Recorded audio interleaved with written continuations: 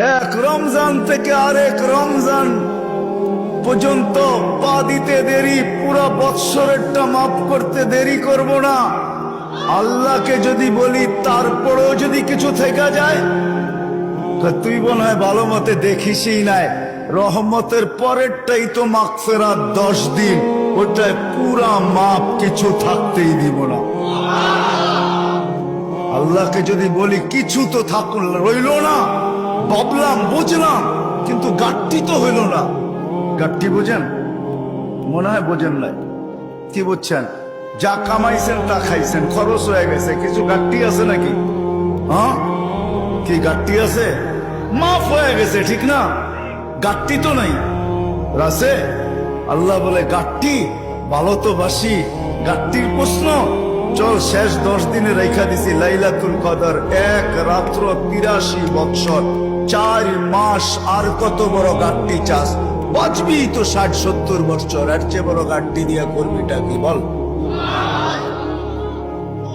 লাইলাতুল কদর আসে না? আসে না? হ্যাঁ, বুঝাইতে পারলাম? এই জন্যই তো আমি বলি শুধু কাগজ কলমে মানুষ হইলে মানুষ হয় না। যদি হইতো তাহলে 2টা চিত্র দেখাইছিলাম, যে মা বাবা এত কষ্ট করার পরেও সন্তান কোনদিন বৃদ্ধাশ্রমে রেখা আসতো না।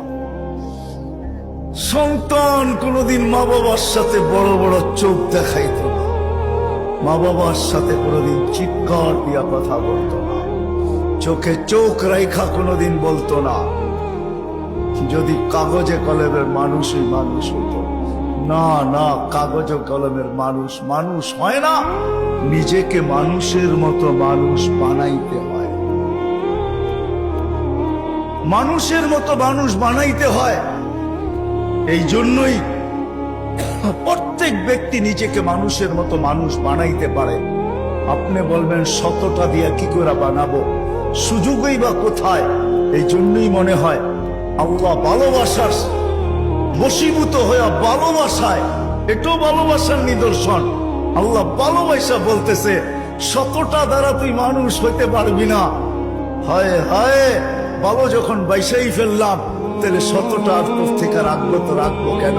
তো আল্লাহ একটার ভিতরে 100টা ঢুকায়া দিয়া বলতেছে ইন সালুহাত সালুহা সাইরুল আমাল, আমাকে শুধু নামাজ ওকে করে দে, তোর জীবন ওকে আমি লেখা দিব। নামাজ কমপ্লিট করে দে, ওর জীবন ওকে কমপ্লিট লেখা দিব। নামাজ পূর্ণ, জীবন পূর্ণ লেখা দিব। এই জন্যই তো আমি বলি, এই উম্মত যদি কিছুই না করতো, আজান হওয়ার সাথে সাথে যদি শ্যামবাজারের রোডে চাটাই বিছানো হয়ে যেত, যে চটপট নামাজ তারপরে ব্যবসা, প্রত্যেকটা মার্কেটে যদি এরকম হইতো। তবে আমি একটা দেশ দেখা আসছি জীবনে, আমি ওই দেশে 6 বার গেছি, 6 বার। আমি চিনি ওই দেশ, আমি দেখা আসছি, দেখা কথা বলতেছি, শোনা কথা না। আমি দেখছি যখন আজান হয় তো বাজারের গলিগুলার ভিতরে প্রত্যেক দোকানদার নিজের চাটাই বিছাইতে থাকে, প্লাস্টিকের চাটাই বিছাইতে থাকে, আর সবাই একজন আরেকজনকে ডাকতে থাকে, চলো জলদি নামাজ তারপর বাজার, চলো জলদি নামাজ তারপর বাজার। আমার দেশটাও যদি এরকম হইতো,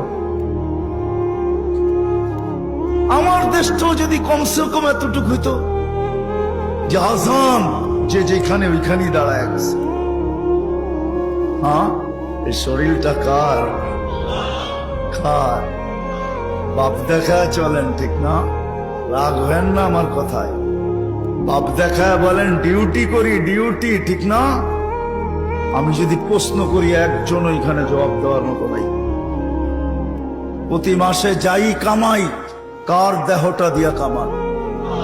হায়াতটা কে দিছে? দেহটা কে দিছে? সুস্থতা কে দিছে? পূর্ণতা কে দিছে? কামানের মতো যোগ্যতা আপনার ভিতরে কে দিছে? একজন এই পুরা এলাকায় নাই। ঢাকা শহরে পাওয়া যাবে কিনা যে মাসের শেষে যা কামায়, 5000 কামাক আর 500 কামাক, 100 টাকা হাতে নিয়ে উঁচা করে বলে, মালিক তোর দেওয়া দেহটা দিয়া কামাইলাম, এই 100 টাকা তোকে দিলাম, নিয়ে নে। একজন ওইখানে নেই। কাটটা দিয়ে কামান। যুবক, মোটর সাইকেলে বসলে তোমাদের বাবুই ভিন্ন হয়ে যায়, ঠিক না? কার দেওয়া যৌবনটা দিয়া? বলো, রাগ হয়ে গেল? কার দেওয়া যৌবন? আর পিছনে যদি কেউ বসা থাকে তাইলে তো কোনো কথাই নেই, ফুল চার্জ, ঠিক না? কার দেওয়া যৌবন দিয়া? আসো আজকে তওবা করো। করবেন? চলেন দেখি তওবা করি। আল্লাহ কিন্তু তওবাকারীকে তওবা করতে দেরি, মাফ করতে দেরি করে না। এখন আল্লাহ প্রথম আকাশে 100% আর ডাক দিতেছেন, কে মাপ চাস আমি মাফ করব। চলেন হাত উঠায় পিছনের জন্য তওবা করি। আল্লাহ আমি তওবা করলাম। দিলের থেকে বলেন আল্লাহ তওবা। আল্লাহ কবুল করে। যদি দিলের থেকে করে থাকতে পারেন, রব্বে কাবার কসম, গুনাহ পিছনেরটা মাফ। আজকের থেকে ওয়াদা করেন, একটাই যথেষ্ট। তাইলেই মনে করবে এই মাহফিল সার্থক। একটা, যে আজকের থেকে কোনো অবস্থায় নামাজ ছাড়বো না, না, না, না, না। ওয়াদা? আল্লাহ কবুল করো। কুরআন হাদিসের কথা আল্লাহ নিজে বলতেছেন, ফাস্তামিউ, দিলের কান দিয়া শোনো, ওয়ানসিতু, চুপচাপ শুনো। তাইলে কি হবে? লাআল্লাকুম তুরহামুন, তাইলে আমি তোমাদের দিলে গাইথা দিব। যখন দিলে গাঁদবে, দিলে যখন গাঁদবে দিলে, তখন আর কাগজে কলমে মানুষ হবে না, তখন বাস্তবে মানুষ হবে। মানুষ একটা মানুষ হলো কাগজে কলমে মানুষ। দুই একটা প্রমাণ দিলে বোঝা যাবে কেমন মানুষ। যেই মা বাবা 10 মাস পেটে নিল, কষ্টের উপরে কষ্টের স্তূপ, কোরআন বলে এতটুকু দাঁড় করাইল স্তূপ, কষ্টের স্তূপ। ওয়াহনুন আলা ওয়াহনিন, যে হিমালয় পর্যন্ত তার সামনে ছোট হয়ে গেল। মা কিন্তু বাচ্চা যখন পেটে থাকে কষ্টের স্তূপ দিতে থাকে, কষ্টের স্তূপ। কোরআন বলে, কোরআনের শব্দে বোঝা যায় যে হিমালয় ছোট হয়ে যায়, মায়ের কষ্টটা বড় হয়ে যায়। একটা ছেলেকে মানুষ বানাইতে বাপ যতটুকু কষ্ট করে, এইখানে মালিক পক্ষ খুব কম হবে আমার মনে হয়, কর্মচারী পক্ষই আমার সামনে বেশি হবে। চাকরিজীবী শ্রম পেশার মানুষই বেশি। যারা কর্মচারী শ্রম পেশার মানুষ, এমন দিন যায় না যে 2-4টা ধমক না খায়া বাড়িতে না ফিরে। আমার কথা বোঝেন? সুট্টুর হবে না, কিন্তু এরকমই হবে। একটা রিক্সাওয়ালা ডেলি 2-4টা গালি, 2-4 ডজন গালি খাওয়া ব্যতীত বাড়িতে ফিরে না। কিন্তু তাকে যদি জিজ্ঞাসা করা হয় যে এত গালি খাওয়ার পরেও ডেলি রিক্সা নিয়ে কেন বাহির হও, তো চোখের পানি ছেড়া দিয়া বলবে, বিবি বাল বাচ্চা আছে বিদায়। একটা বাপ বহুত কষ্টের পরে একটা ছেলেকে মানুষ বানায়। সত্য তো? কেমন মানুষ যে মা 10 মাস পেটে রেখা কষ্টের স্তূপ জমাইতে জমাইতে হিমালয়ের চেয়ে বড় করে দিল। একটা বাপ সন্তানের পিছে খাটতে খাটতে খাটতে খাটতে নিজেকে বৃদ্ধ করে দিল, যৌবনটা হারায়া দিল। আমার সমাজে তাকাইলে দেখা যায় ওই মা বাবাই এখন বৃদ্ধাশ্রমে বাস করে। বলেন এটা কেমন মানুষ? কেমন মানুষ? কাগজে কলমের মানুষই তো বলতে হবে। কাগজে কলমের মানুষ যদি না হইতো তাইলে তো ইমাম শাফি রহমতুল্লাহ আলাইহির মতোই হইতো। সারা দিন পরিশ্রম, বাবা ছিলেন না, বিধবা মা ছিলেন, সারা রাত্র মার পায়ে তেল মালিশ করতেন আর পাও টিপা টিপা ঘুম পড়াইতেন। মাঝে মাঝে খুশিতে পায়ের তালুতে চুমা দিতেন, চুমা। মা কাইপা উঠতো আর বলতো, আমার পায়ের তালুতে চুমা কেন? তো বলছে, তোমার পায়ের তালুতে চুমা দেই না, আমি তো আমার জান্নাতে চুমা দিয়া স্বাদ নিতেছি, স্বাদ। তাইলে সন্তান এমন মানুষ হতো। আবারও বলতেছি, আপনারা আওয়াজ করতেছেন, দ্বীনি কথা যতক্ষণ পর্যন্ত মনোযোগ সহকারে একাগ্র চিত্তে ধ্যান খেয়ালের সাথে চুপচাপ, সাথে সাথে আরেকটা শব্দ আছে, নিজের প্রয়োজন মনে করা যতক্ষণ পর্যন্ত না শুনবো ততক্ষণ পর্যন্ত আমার ভিতরে কাঁদবে না। আর যদি না গাতলো তাহলে কাগজে কলমে মানুষ হব, যে আল্লাহ অস্তিত্ব দিয়েছেন ওনার কাছে মানুষ হব না। ওনার কাছে যদি মানুষ হইতো তাহলে মানুষকে উনি কোনোদিন জানোয়ার বলতেন না।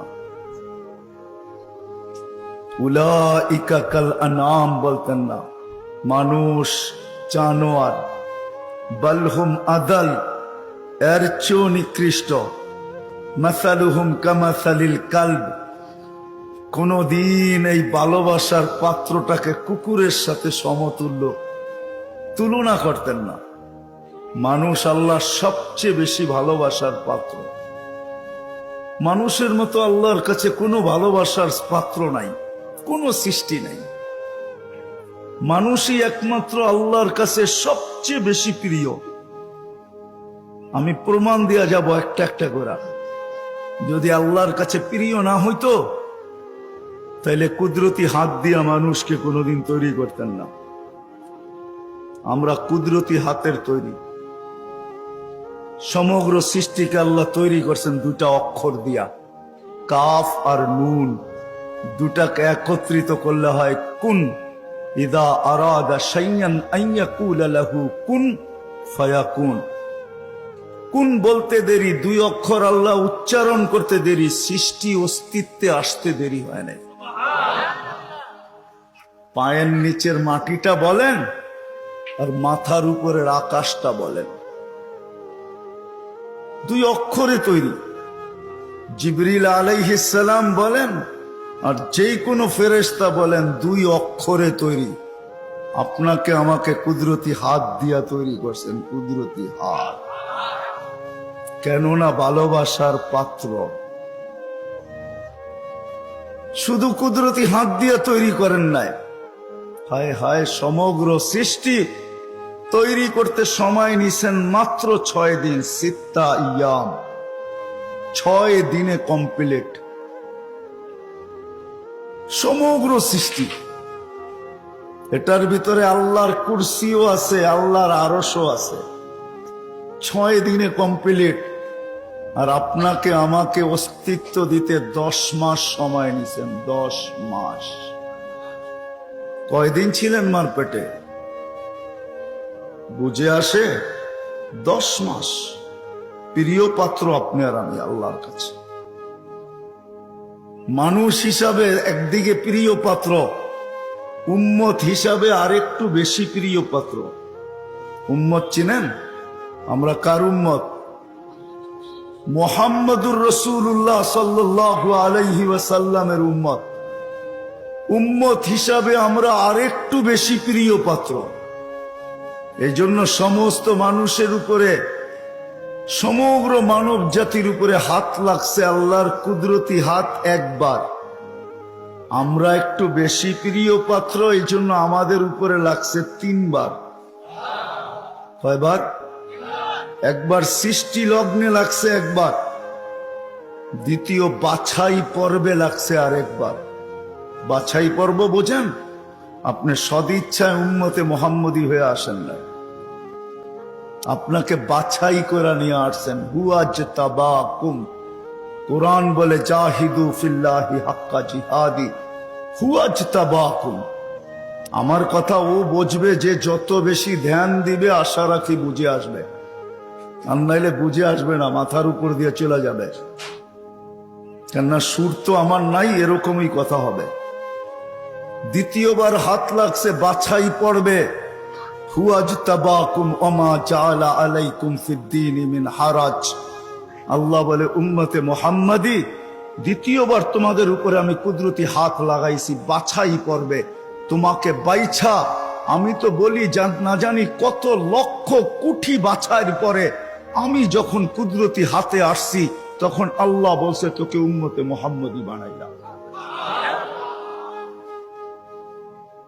দ্বিতীয় বাছাই পড়বে। তৃতীয়, আল্লাহ আমাদের উপরে লেবেল লাগায় দিচ্ছেন। লেবেল, কোম্পানির লেবেল আছে মাম, আল্লাহ আমাদের উপরে লেবেল লাগাইছেন। তৃতীয়, কুনতুম খায়রা উম্মাহ, আমাদের সবার গায়ে লেবেল লাগানো আছে, তোমরা সর্বশ্রেষ্ঠ উম্মাহ। ভালোবাসার বিকাশ। মানুষ যদি কাগজে কলমে মানুষ হইলেই মানুষ হইতো, তাহলে ভালোবাসার পাত্রটাকে কোনোদিন জানোয়ার বলতেন না, যাকে 3 বার কুদরতি হাতের ছোঁয়া দিলেন। অস্তিত্ব লগ্নে, বাছাই লগ্নে, আবার লেবেলও লাগাইলেন। আরো প্রমাণ দেখাইতেছি, আল্লাহ আমাদেরকে ভালোবাসেন। কতটুকু ভালোবাসেন? ভালোবাসার পাত্র বেশি খাটুক, পরিশ্রম করুক, এটা কেউ চায় না। চান? মনে হয় বুঝাইতে পারি নাই। ভালোবাসার পাত্র বেশি খাটুক, পরিশ্রম করুক, ক্লান্ত হোক, ঘাম ঝরুক, এটা কেউ চায়? চায়? আল্লাহও চায় না আমরা বেশি খাটি। এই জন্য আমাদেরকে বয়সও কম দিচ্ছেন, 60-70 বছর। আল্লাহ চায় না আমরা বেশি দিন খাটি, বেশি খাইটা ক্লান্ত হই। যারা 900 বৎসর ছিল, তাদেরকে 900 বৎসর খাটতে হয়েছে। জিজ্ঞাসা করেন ওলামাদেরকে। যারা 800 ছিল, তাদেরকে 800 বৎসর খাটতে হয়েছে। যারা 1000 বৎসর ছিল, 1000 বৎসর খাটতে হয়েছে। আল্লাহ বলে উম্মতে মুহাম্মাদি, তোরা আমার প্রিয় পাত্র, 3 বার তোদেরকে কুদরতি হাত লাগাইলাম। আমি কারো উপরে লাগাই নাই, শুধু একবার লাগাইছি। তোরা আমার প্রিয় পাত্র, তোরা বেশি দিন খাটিস, এটা আমি চাই না। তোদের ঘাম ঝরুক, এটা আমি দেখতে পারবো না, এটা আমি সইতে পারবো না। এই জন্য তোদেরকে 60-70 বছর বয়স দিলাম।